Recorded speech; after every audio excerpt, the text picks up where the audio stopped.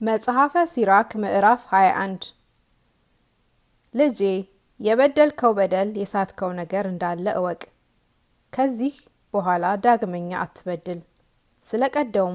ስለቀደመውም ኃጢአትህ ንስሐ ገብተህ ተለማመጥ። ሰው ከክፉ አውሬ እንዲሸሽ እንደሱ ከኃጢአት ሽሽ። ደስ ካሰኘችህስ ከፍዳ አታወጣህም።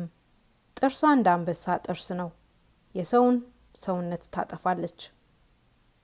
በሁለት ወገን ስለት ያለው ሰይፍ እንዲያጠፋ ኃጢአት ሁሉ እንዲሁ ያጠፋል። ካቆሰለችም ዘንድ ለቁስሏ ድህነት የለውም። መመካትና መታበይ ትዕቢትም ባለጸግነትን ያጠፋታል። እንደዚሁም ሁሉ የትዕቢተኞችን ቤት ያጠፋሉ። ድሃ በለመነ ጊዜ አፉን እስከ ጆሮው ድረስ ይከፍታል። ጩኸቱም ፈጥኖ ወደ እግዚአብሔር ይደርሳል። ምክርን የሚጠላ ሰው ኃጢአተኞችን ይመስላቸዋል። እግዚአብሔርን የሚፈራ ሰው ግን በመከሩት ጊዜ ልቦናውን ከኃጢአት ይመልሳል። ነገር የሚችል ሰው ከሩቅ ይታወቃል። አዋቂ ሰው ግን የተሳተው ኃጢአቱ ይታወቃል።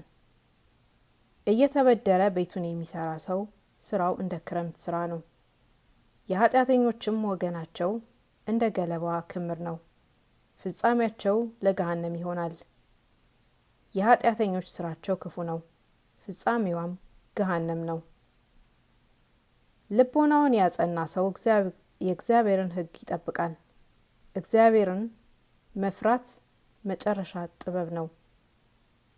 ያልተማረ ሰው አይራቀቅም፣ ከሚማርም ሰው አለ።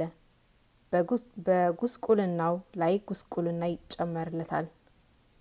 የብልህ ሰው አሳቡ እንደ ክረምት ውሃ ነው፣ ምክሩም እንደ ገነት ውሃ ብዙ ነው። የሰማውን ነገር ሁሉ ማስቀረት አይችልምና የቀሊል ሰው ልቦና እንደ ሰባራ ማድጋ ነው።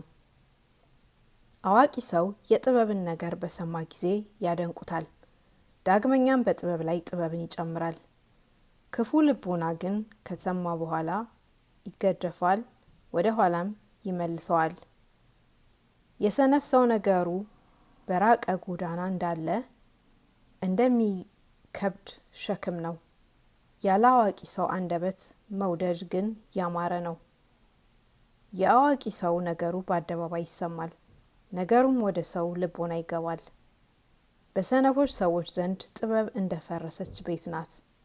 የሰነፍ ሰው ምክርም የማይወድ ነገር ነው። የሰነፎች ትምህርት እንደ ታሰረ እግር ነው። የሰነፎች ልቦና ቀኝ እጁን እንደ ታሰረ ሰው ደካማ ነው።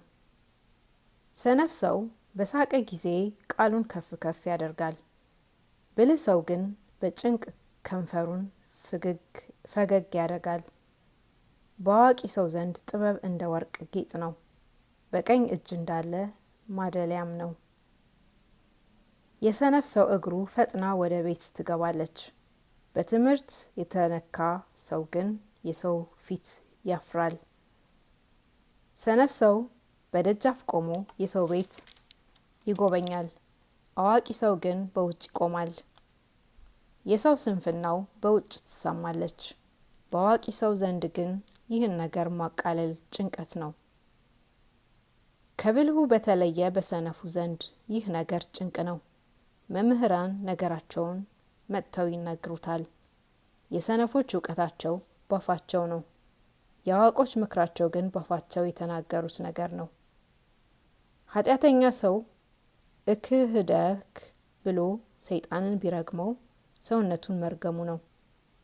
ሰው የሚያማ ሰው ሰውነቱን ያጠፋል፣ ባደረበበትም ቦታ ራሱን ያስጠላል።